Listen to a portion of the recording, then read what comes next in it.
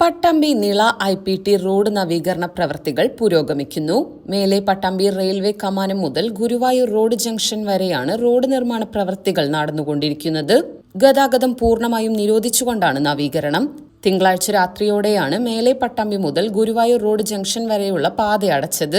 ബുധനാഴ്ച രാവിലെയോടെ പാത തുറന്നുകൊടുക്കുമെന്നായിരുന്നു തീരുമാനം.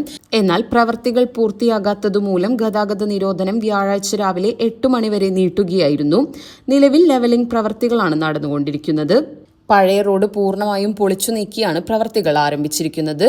ലെവലിംഗ് തീരുന്ന മുറയ്ക്ക് ടാറിംഗ് പ്രവർത്തികൾ തുടങ്ങും.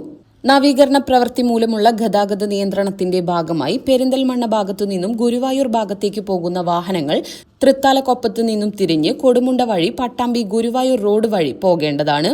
പാലക്കാട് ഭാഗത്തു നിന്നും ഗുരുവായൂരിലേക്ക് പോകുന്ന വാഹനങ്ങൾ കുളപ്പുള്ളിയിൽ നിന്നും തിരിഞ്ഞ് ഷൊർണൂർ ആറങ്ങോട്ടുകര വഴിയും പോകേണ്ടതാണ്. ചെറുപ്പളശ്ശേരി ഭാഗത്തു നിന്നും ഗുരുവായൂരിലേക്ക് പോകേണ്ട വാഹനങ്ങൾ നെല്ലായ കൃഷ്ണപ്പടി വഴി ഷൊർണൂരിലെത്തി ആറങ്ങോട്ടുകര വഴി യാത്ര തുടരേണ്ടതാണ്. പള്ളിപ്പുറം ഭാഗത്തു നിന്നും പാലക്കാടേക്ക് പോകേണ്ട വാഹനങ്ങൾ മുതുതല ജംഗ്ഷനിൽ നിന്നും ശങ്കരമംഗലം വഴി മേലെ പട്ടാമ്പി ജംഗ്ഷനിൽ എത്തിപ്പോകേണ്ടതാണ്. പെരിന്തൽമണ്ണ ഭാഗത്തു നിന്നും പാലക്കാട് ഭാഗത്തേക്ക് പോകുന്ന വാഹനങ്ങൾ മേലെ പട്ടാമ്പി ജംഗ്ഷൻ വഴി യാത്ര തുടരണമെന്നും Kerala road fund board KRFB executive engineer അറിയിച്ചു. ഇനി വൈകേണ്ട, ഇന്ന് തന്നെ നിങ്ങളുടെ വീടിനായി സിസോ സന്ദർശിക്കൂ. സിസോ, മേക്ക് ലൈഫ് സിമ്പിൾ.